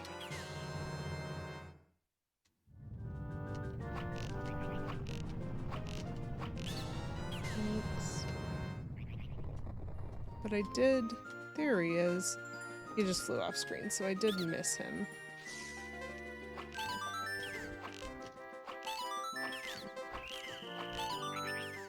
So I've done worse, but I've also done way better. Oh, this wolf. This wolfy wolf.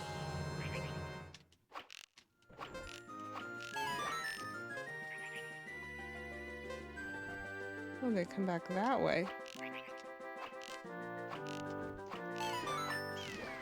Got both of them that time. Ooh.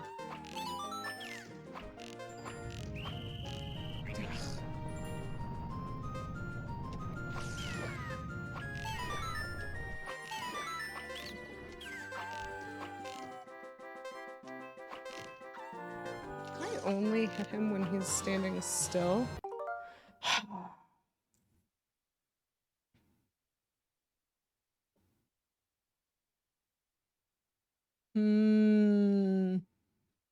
Hello, sweetie.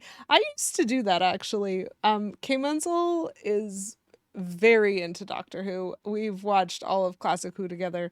We're about to start on Modern Who sometime soon, but like we have so much Doctor Who that at the time that I allowed my phone to make noise, Hello, sweetie was his notification. But I have not allowed my phone to make noise since probably 2020, so it's fine.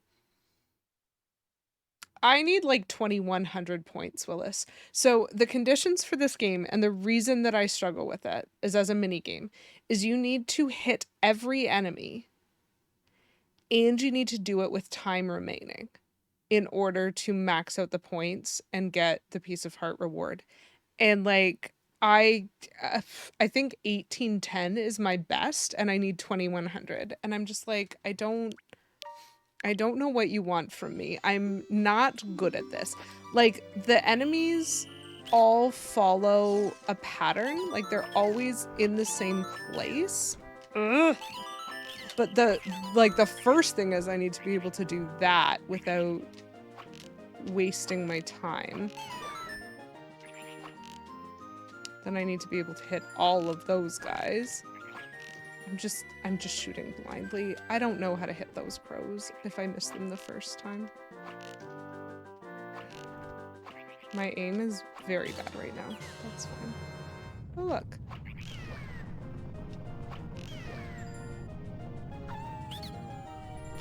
Oh.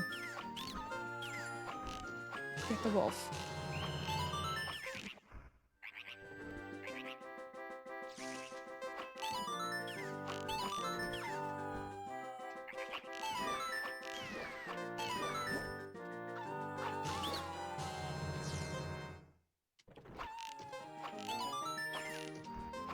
Come on.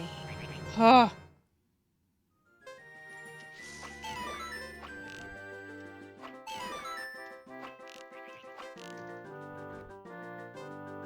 I don't like that I missed that shrub.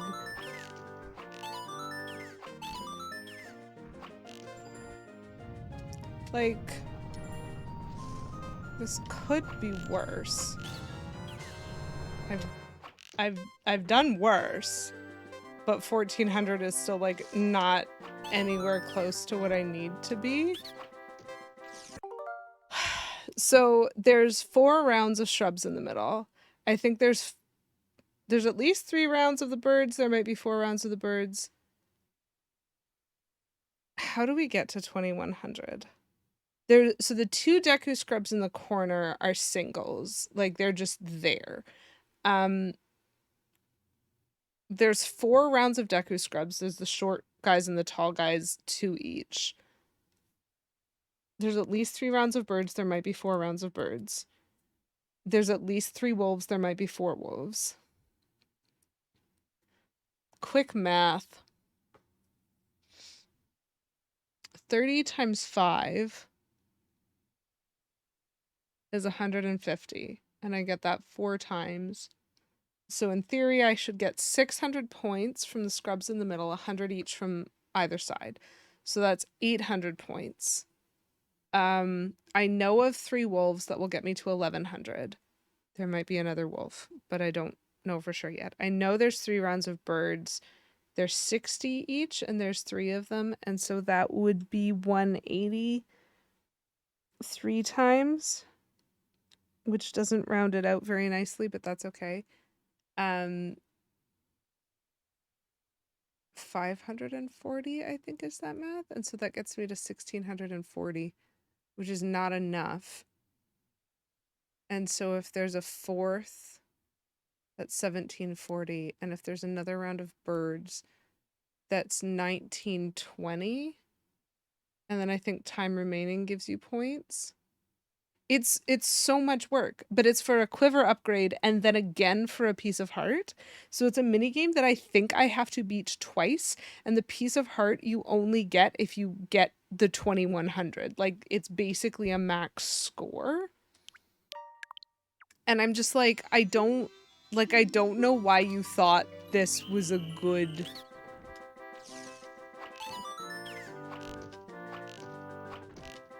Okay, cool. So what I learned was that setting is too low. Is there a different boy or girl who can operate the shooting for you? Hey, Erica, you want to do this for me? Oh, Erica's very good at this. I am not very good at this.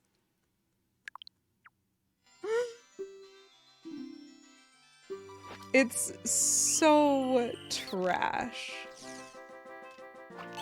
Because what you basically need to do is hit these 5 guys, like, in a line. And not miss like that.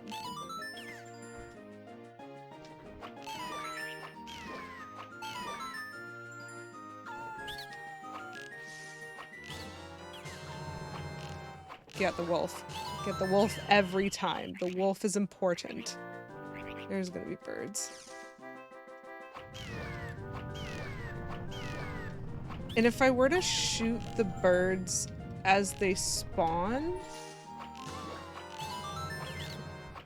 I think I'd do better. Whoop. Hello, Mr. Wolf.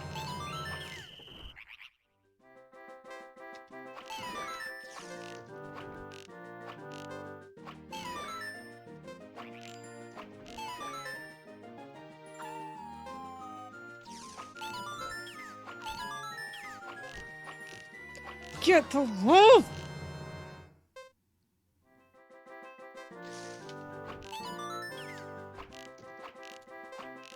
Get the ridiculous shrub, please.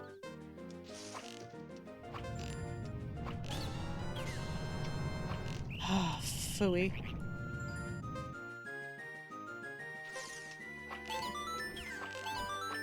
There is another round of birds.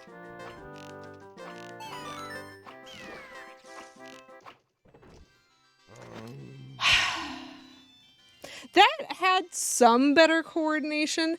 So I tend to get really distracted by trying to hit the 5 scrubs in the middle all in a row because that's good timing. But I don't have to hit them the first time they pop up necessarily. And so, like, I need to pay attention to the whistle because the whistle means a round of birds are coming.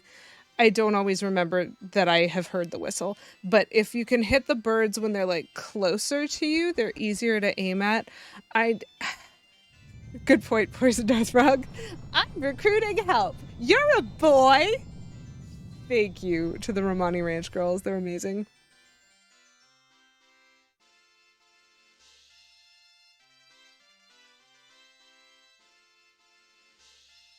I probably blocked it out, but it's starting to come back. It's not a good mini game. 1800 isn't bad, but I'm 300 short because I wasn't fast enough and I didn't hit every enemy. That's true. My husband makes me join his suffering all the time on his stream, and yet we're not creating a suspend point, actually. Shockingly.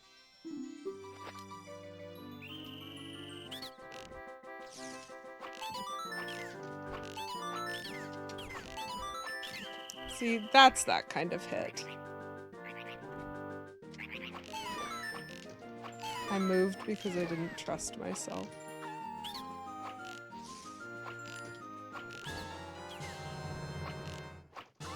Okay, good. I still got the wolf.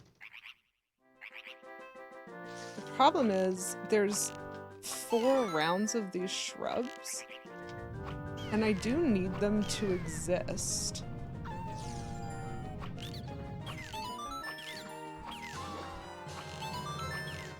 That almost looked good, and then I missed this guy.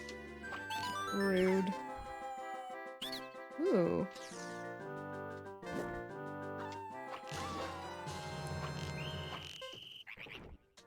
Birds? Birds coming from this side. Shoot. I looked the wrong way for the birds, chat. Okay, well, this is fine.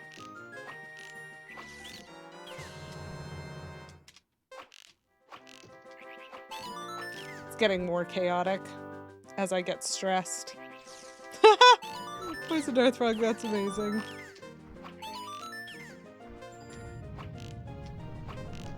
Probably doesn't help that I'm doing this on day 3 when there is a lot of moon movement.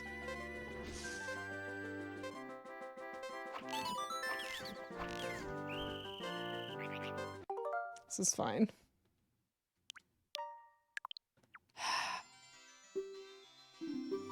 I'm sure you folks can tell why I gave up on this, essentially. Nope.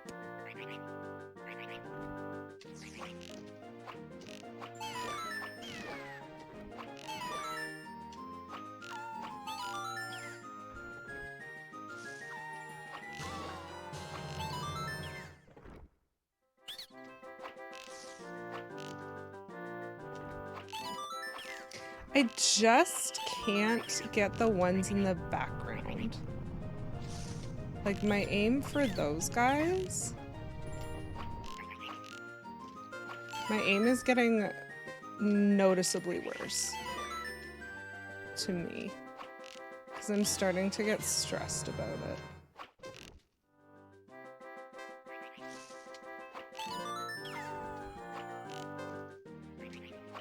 Ooh, wolf.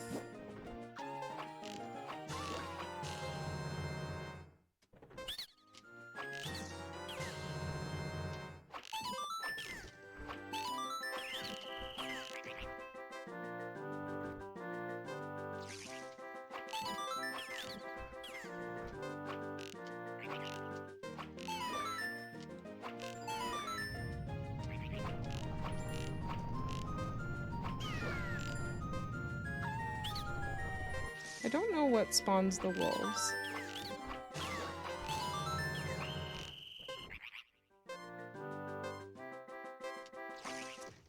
And see, that was again one where, like, I didn't even get all the enemies as options on my screen in the time. And so, like, you just have to be so much more efficient. So Poisoned Earth Frog, it's tempting, but the thing is, part of the reason that you're not seeing me do that is I have never once been good enough at any single element of this, like not even any shot, to make me go, ah, yes, I could cheese this with a million save states. Like, I would have to get a flawless run of those first 5 scrubs immediately followed by those first 3 birds and then hit the one in the tree. All like that. And then I would probably save state if I did that. And I almost did that on my 1800 run. And then I would have to practice the next round of, like, going back and the wolf and the whatever. It's okay, Plum. I'm also taking my butt to bed. This is...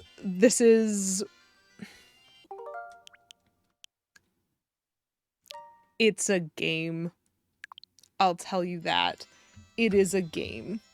And it's quite the game. So, yes, good night, Plum. You are lovely. Thank you for being here. Thank you for being patient with my book reviews. And try not to aggro any griffins as you're on your way to bed. That's my suggestion, at least. So I'm going to call it a night because that is the number of times I'm willing to try that without going completely insane. I don't know if I'm going to be able to do this one. And that pains me to admit it because it's very rare that things like this are hard enough for me to actually give up on them in a Zelda game. But I think y'all can see it might be worth giving up on if I can't find an alternate. So I will explore some alternative options. Regardless, what we're going to do next week is we're going to do the longest quest. So if you want to see me attempt the longest quest, probably more than once, feel free to come back next Wednesday, 7 p.m. Eastern time is when I stream. So same time, same place, just next week. And I would love to have you back. I will probably be reading a different book. No griffins, yes, good night. That's amazing. I might even be looking for an Easter egg because, as Pseudo-Ruda reminds me, that is important and I need to do it. I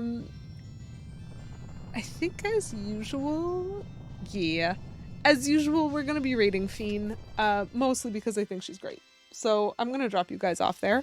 I'm going to drop a raid message first. Wah! We got this. Fun 100, done 100. You're not wrong. It's frustrating to give up on it. It feels like this is early, but also a part of me is like, you've seen me do this, chat. You've seen me do this a lot. 2100 feels impossible to me. Like, I was proud of that 1800. If they gave me the quiver for something normal and did the peace heart for perfect, I'd allow. But my goodness, it's just ridiculous. Anyway, I'm distracting myself, and while that's fun, it's not very helpful. So we're gonna head off. We're gonna raid the Dragon Feeny, who is a delightful Canadian streamer. She is playing Mario vs. Donkey Kong. It is a gifted product, so she's doing a playthrough on that just to showcase what that is all about. I've already seen Buttons play a little bit of it, I think, but it's a really cute, puzzly sort of game. So we're gonna pop over there and just say hello to Fiend. And if you feel like watching me play more Majora's Mask, I am this close to forgiving Skull Kid, apparently, according to the Giants. We'll have to see how that goes. Let's see if we can make friends out of our enemies. So feel free to come back next Wednesday, 7 p.m. Eastern time, if you would like. But until then, I hope you have a wonderful rest of your Wednesday, a wonderful week, a wonderful weekend, and as always, keep it cute. Bye!